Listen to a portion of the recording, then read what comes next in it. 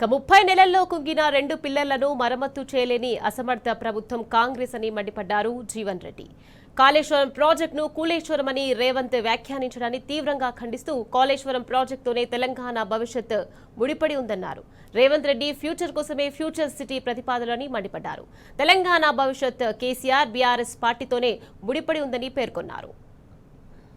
మానకొండ నియోజకవర్గ నలుమూల నుండి తరలి వచ్చినటువంటి బీఆర్ఎస్ శ్రేణులు, ఉద్యమ నాయకులు అంటే నిజంగా మిమ్మల్ని అందరిని చూస్తుంటే ఇలా రాబోయే ఎన్నికల్లో బీఆర్ఎస్ గెలుపును ఆపడం ఎవరి తరం కాదు అని చెప్పి మనం చేస్తామని చెప్పంటున్నాను. అక్కడ కేటీ రామారావు గారు, ఇక్కడ హరీష్ రావు గారు అని చెప్పంటున్నా. వారిద్దరూ జంటగా ఏదైతుందో ఇవాళ కేసీఆర్ గారికి ఎడమ కుడి భుజాలుగా నిలిచి ఇవాళ బీఆర్ఎస్ పార్టీ బలోపేతం కృషి చేస్తున్నారు. ఇవాళ అందరం కూడా చెప్పంటున్నాను. అంటే వాస్తవంగా ఇవాళ బీఆర్ఎస్ పార్టీ అనేది ఇవాళ మన కొరకు ఉద్భవించిన పార్టీ అని చెప్పంటున్నాను. వీళ్ళ కాళేశ్వరం ప్రాజెక్టు 2 పియర్స్ పింగిపోతాయి, 2 30 మాసాలు గడుస్తుందని చెప్పంటున్నాను. వాటి మరమ్మతుకు ఇంతవరకు ఏదైతుందో కనీసం అంచనాలు రూపొందించలేదు చెప్పంట. నేను రేవంత్ రెడ్డి మాట్లాడుతుంటే నాకు ఆశ్చర్యం కలుగుతుందా. కూలేశ్వరం ప్రాజెక్టు నేనంటూ ఈ తెలంగాణ భవిష్యత్తు ఆ కూలేశ్వరం ప్రాజెక్టుతో ముడిపడి ఉందని చెప్పండి మనం చేస్తామని చెప్పంటున్నాను.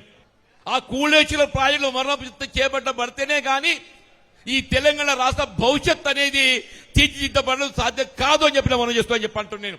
పూర్తిగా కరువు ప్రాంతం, ఇవాళ మెట్ట ప్రాంతం అని చెప్పంటున్నా. అటువంటి ప్రాంతానికి ఇలా సాగునీరు అందించే యొక్క ఘనత కేసీఆర్ గారు, బీఆర్ఎస్ పార్టీ, హరీష్ రావు గారికి దక్కుతుందని చెప్పి సందర్భం మనం చేస్తామని చెప్పంటున్నాం. పుల్లపల్లి గన్నేరు గారు రోడ్డు మంజూరు చేయబడి అలాంటి కేసీఆర్ గారు ముఖ్యమంత్రి మంజూరు చేయబడితే 30 మాసాలు గడుస్తుందా? ఏమైంది రోడ్ అయినా అదే? నేనేమంటూ ఇప్పుడు చూస్తున్న పరిస్థితి మళ్ళా రసమ ఎమ్మెల్యే అయితేనే కానీ అది అయితే కలవడతలేదు అని చెప్పంటున్నాను. ఏ కార్యక్రమమే కానీ చెప్పంటున్నాను. రేవంత్ రెడ్డి గారికి ఎంతకు ఆ ఫ్యూచర్ సిటీ ఆయన ఫ్యూచర్ తప్పేదైతుందో ఈ తెలంగాణ ప్రజల భవిష్యత్తు గురించి ఆయనకు ఆలోచన లేదు అని చెప్పంటున్నా. తెలంగాణ ప్రజల భవిష్యత్తు, ఈ రైతాంగ భవిష్యత్తు మనకు కావాలి. ఈ రైతాంగ భవిష్యత్తు అది కేసీఆర్ గారితోనే ముడిపడి ఉంది, బీఆర్ఎస్ పార్టీతో ముడిపడి ఉంది చెప్పి మనం చెప్తున్నాం.